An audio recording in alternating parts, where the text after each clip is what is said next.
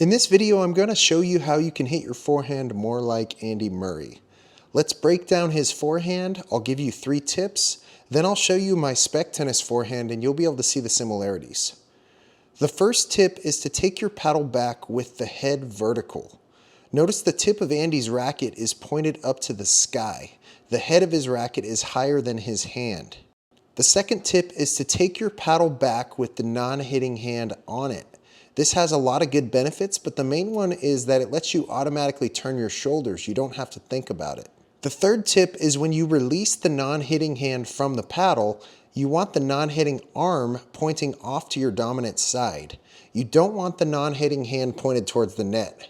So here's Andy's forehand, and when he takes the racket back, it's vertical with the tip of the racket pointed to the sky. He keeps his non-hitting hand on the racket as he takes it back, and when he releases that non-hitting hand, it points off to his right instead of pointing forward towards the net. And this is also important because it keeps his front shoulder turned until he begins his swing.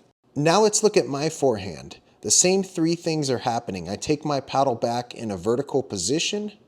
I have my non-hitting hand on the paddle as it's going back, and my non-hitting arm is stretched out to the side before I start my swing. So while Andy and I may have different styles on our forehand, you can see that we are doing some of the same fundamental things. Go ahead and try out these 3 things next time you're on the court to be able to hit your forehand more like Andy Murray. This video is sponsored by asap.com. Check them out next time you're in the need of food delivery. Use promo code USOpen10 for $10 off your order. Thanks for watching today.